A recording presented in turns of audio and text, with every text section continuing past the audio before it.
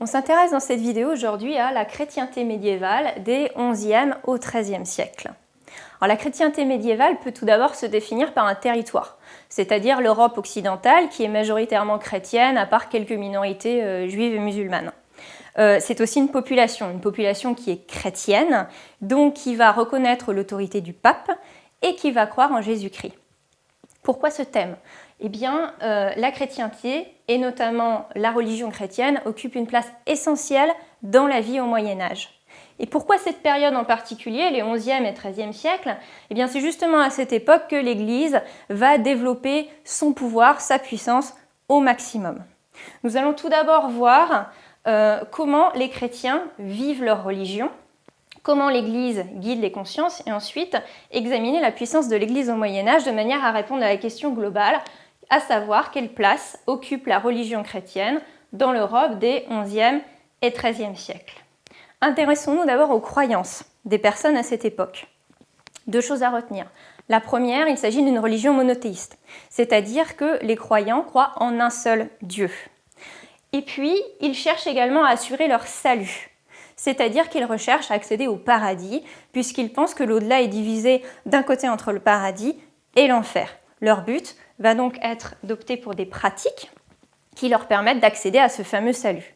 Les pratiques sont diverses et variées. Elles répondent notamment à un certain nombre d'obligations, comme par exemple respecter les 7 sacrements. Il s'agit de prier régulièrement, la Vierge, les saints, Jésus. Il s'agit d'aller à la messe. Mais il s'agit aussi de partir en pèlerinage, c'est-à-dire aller vers un lieu saint pour y prier des reliques d'un saint dans un endroit particulier, comme par exemple Rome ou Saint-Jacques de Compostelle.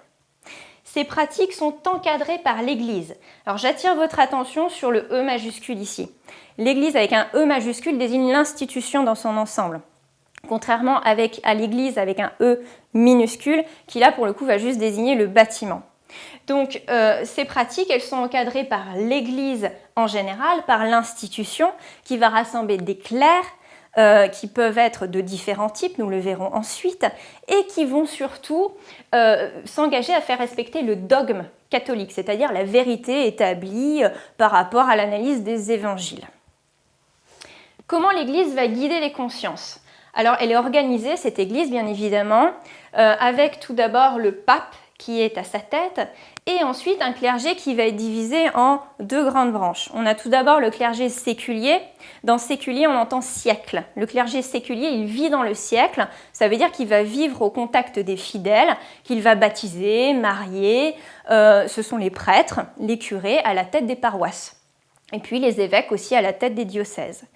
Et ensuite, on a aussi le clergé donc régulier. Et là, dans régulier, on entend autre chose, on entend règle. Ça veut dire que le clergé régulier va suivre une règle monastique et va être divisé en différents ordres.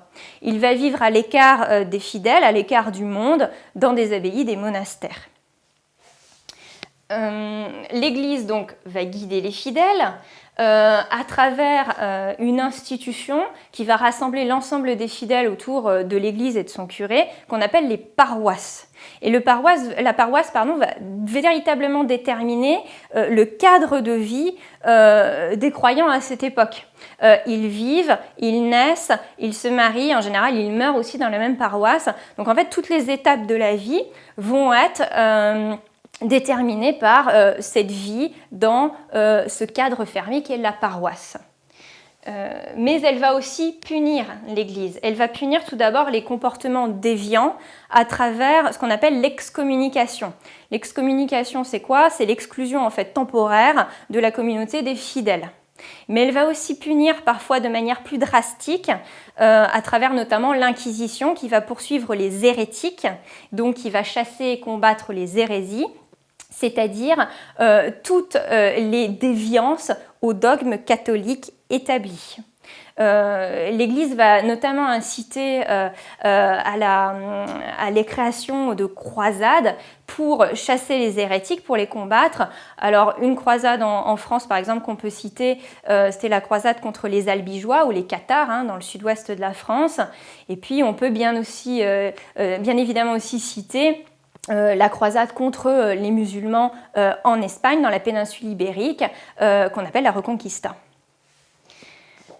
Cette église, elle est puissante et elle a des rôles variés. Elle a des rôles politiques, économiques, sociaux et culturels, avec un rôle politique notamment à travers l'influence du pape, qui, lorsqu'il prend des décisions, vont être entendues et appliquées par les souverains dans l'ensemble de l'Europe occidentale. Enfin, en général, hein. Parfois il y a des rébellions. Un rôle économique également, puisque l'Église est très riche.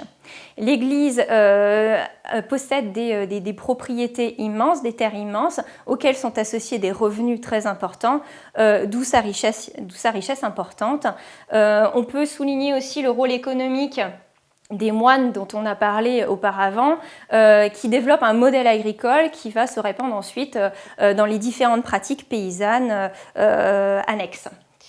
Un rôle social, puisqu'elle vient en aide, cette église, aux pauvres, aux plus nécessiteux, aux malades, à travers notamment la création d'hôtels-dieux. Et enfin, un rôle culturel et intellectuel, puisqu'elle détient le savoir. Dans les collèges, dans les monastères, dans les universités, c'est elle qui enseigne. Et puis, elle va aussi détenir le savoir à travers l'activité des moines copistes qui vont recopier les manuscrits et donc qui vont constituer des bibliothèques importantes. Enfin, concernant le rôle culturel, on peut aussi noter l'importance de l'art religieux à cette époque. Alors, l'art roman du Xe jusqu'à la première moitié du XIIe siècle, et puis ensuite l'art gothique jusqu'au XVe siècle.